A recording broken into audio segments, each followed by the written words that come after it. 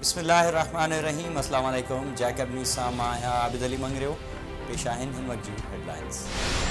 जैकबाबाद में हद दखलन खिलाफ ऑपरेशन तेज। सराफा बाजार में हैवी मशीनरी से ऑपरेशन। दुकानन आडो ठहल धिक्का पट।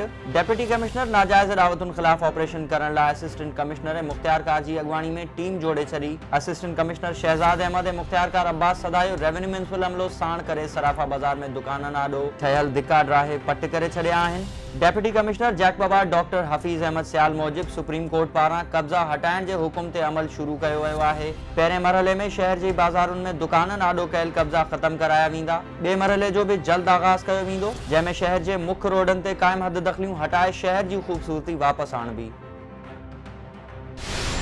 जैकबाबाद में गैस की हथरादू बंदिश खिलाफ औरतन जो सुई गैस ऑफिस आडो एहतजाज। थद में इजाफो थींदे ही गैस इंतजामिया हथरादू लोड शेडिंग में इजाफो करे छड़ियो, जंहिं खिलाफ अलमुर्तजा कॉलोनी वासिन सैफल अली गोपांग माई रशीदा ऐं ॿियनि एहतजाजी जलूस कढी गैस ऑफिस आडो धरणो हुयो।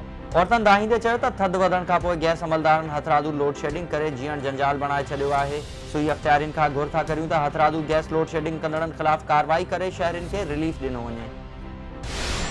जैकबाबाद में 15 मददगार पुलिस जो फहाशी जे अड्डे ते छापो। 4 मर्द 9 औरतूं गिरफ्तार। जानी देरो नाको वट कायम सना आराई जे फहाशी जे अड्डे ते 15 इंचार्ज तारिक तरीन पुलिस नफरी साण करे छापो हणी सलमा, नीलम, नाजिया, निगहत, सोनिया, राशिद अली, खालिद हुसैन ऐं गुलाम हुसैन समेत 13 ॼणनि खे गिरफ्तार करे वरितो आहे, जन खिलाफ सिविल लाइन थाने ते केस दाख़िल कयो वियो आहे। 15 मददगार इंचार्ज तारिक तरीन मूजिब गुजे इतला ते कार्रवाई कई आहे। शहर में किथे भी समाजी बुराई पखेड़ण जी इजाजत न ॾींदासीं।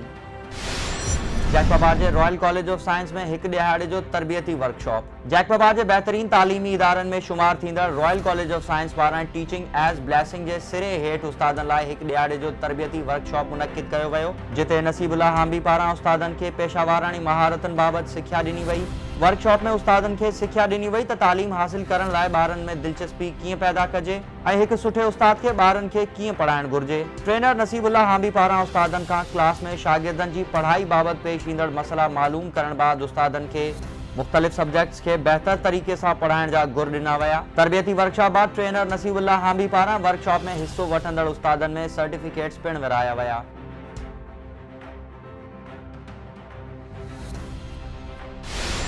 समाजी अगवान हाजी शेर मोहम्मद बुखैरी पारां ठुल में हफीज़ कंडरानी सां सौट जी वफ़ात ते ताज़ियत। जॾहिं त इन खां अॻु MPA सरदार गुलाम आबिद सुंदरानी मुगैरी हाउस जैकबाबाद पहुची समाजी अगवान हाजी शेर मोहम्मद मुगैरी सां संदसि नंढे भाउ फैसल मुगैरी जी वफ़ात ते ताज़ियत कंदे ॾुख जो इज़हार कयो। इन मौक़े ते आसिफ अली मुगैरी, मुख्तियार कार दीदार कंडरानी ऐं ॿिया पिण मौजूद हुआ।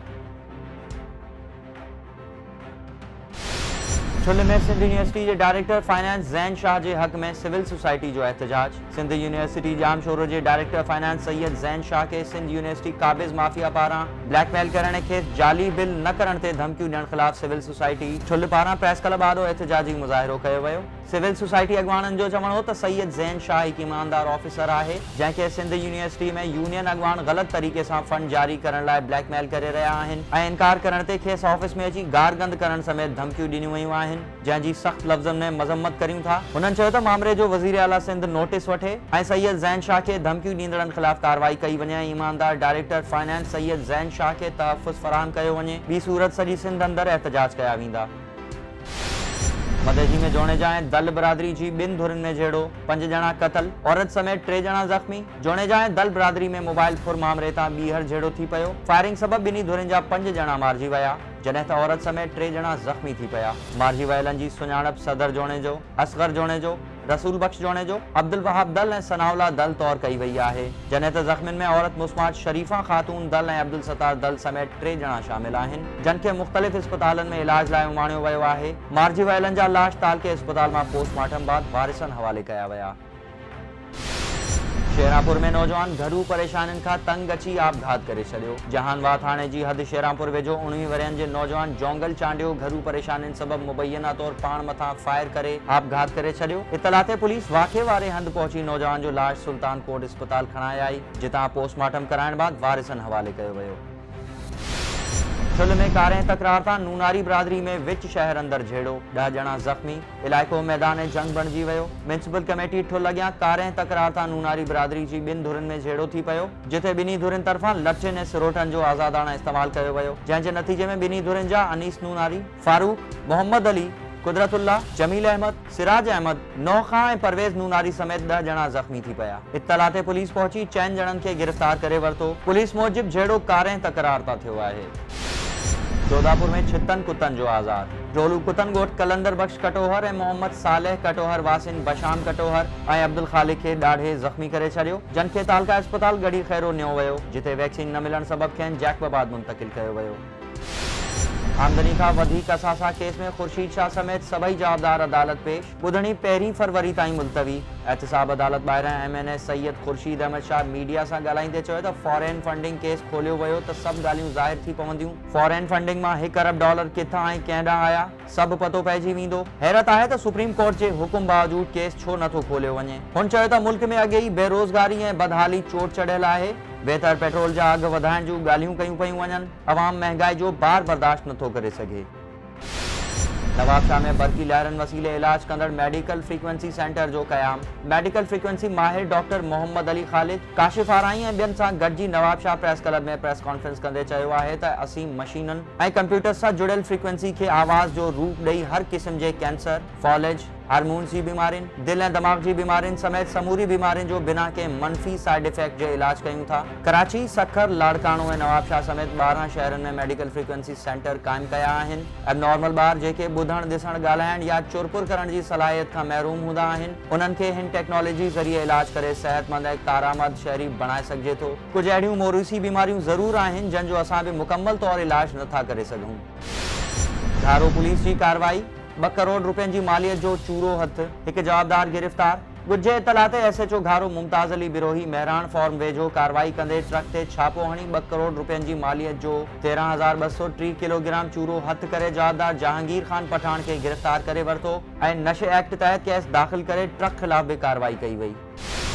सखर में साले पट वासिन जो 4 ॾींहं अॻु क़तल थियल अली शेर शंबाणी जे कातिलनि जी गिरफ़्तारी लाइ एहतजाज। प्रेस क्लब आॾो शंबाणी बिरादरी जे माण्हुनि अब्दुल जब्बार शंबाणी, अब्दुल रहीम, गुलाम अली शंबाणी ऐं ॿियनि चयो आहे त ॻोठ जे चङे मुड़िस ऐं चौपाए माल जे वापारी अली शेर शंबाणी खे ॾींहुं ॾिठे जो जवाबदारनि तालिब शंबाणी, कुर्बान शंबाणी ऐं छुटो शंबाणी गोलियूं हणी क़तल करे छॾियो, जिन खे पुलिस गिरफ़्तार करण लाइ तयार न आहे। हुननि मुतालबो कयो त जवाबदारनि खे गिरफ़्तार करे SHO खे हटाए असां सां इंसाफ़ कयो वञे।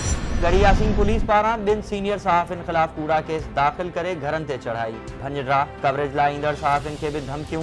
गढ़ी यासीन पुलिस सहाफ़िन अब्दुल हफ़ीज़ पीरज़ादा, हिज़्बुल्लाह पीरज़ादा ऐं संदसि सौट सलाहुद्दीन पीरज़ादा मथां केस दाख़िल करण बाद SHO गढ़ी यासीन अब्दुल रहमान धारे जो पुलिस अटाला साण करे संदन घरनि ते चढ़ाई करे चादर ऐं चौदीवारी जो तक़दुस पामाल कयो ऐं घरनि में भंजड़ा पिण कई। इत्तला ते कवरेज करण लाइ सहाफ़ी पहुता त पुलिस खेनि बि दाबा ॾियण लॻी। पुलिस जी अहिड़ी इंतकामी कार्रवाई ख़िलाफ़ सहाफ़िन शफ़ीक अहमद महर, अब्दुल वहीद भुट्टो, राना खलील राजपूत ऐं ॿियनि जी अॻवानी में एहतजाज कयो वियो ऐं सहाफ़िन ख़िलाफ़ कूड़ो केस ख़त्म करे SHO ख़िलाफ़ कार्रवाई जी घुर कई वई। DIG मोटरवे सिंध अली शेर जखरानी चयो आहे त रोड हादसनि ते कंट्रोल करण ऐं मुसाफ़िरनि जी जान ऐं माल जे तहफ़ुज़ लाइ मोटरवे पुलिस असराइती हिकमत अमली जोड़े वरिती आहे, जंहिं सबब रोड हादसनि में घटिताई थी रही आहे। अहिड़नि ख़्यालनि जो इज़हार हुन सेक्टर 1 साउथ ज़ोन सखर जे दौरे जे मौक़े ते कोठायल तक़रीब खे ख़िताब कंदे कयो। इन मौक़े ते sector commander south Sukkur SP motorway Zahid Nazir Waria ऐं ॿियनि ऑफिसर्स समेत शहरिन वॾे अंग में शिरकत कई।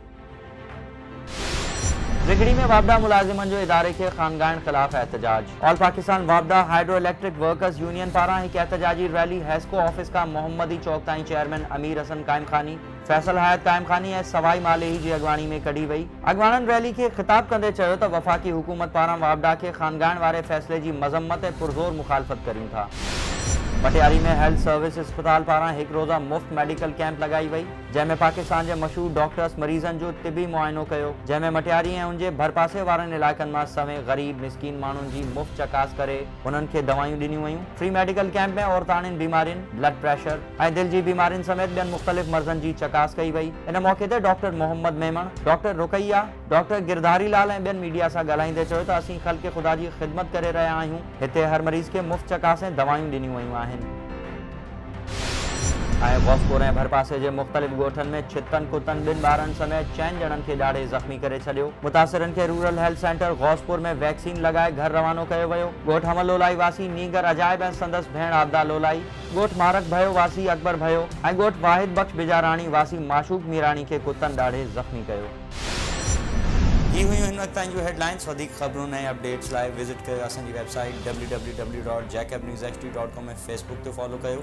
ॾिसंदा रहो जैकब न्यूज़, ख़बर खां हक़ीक़त ताईं।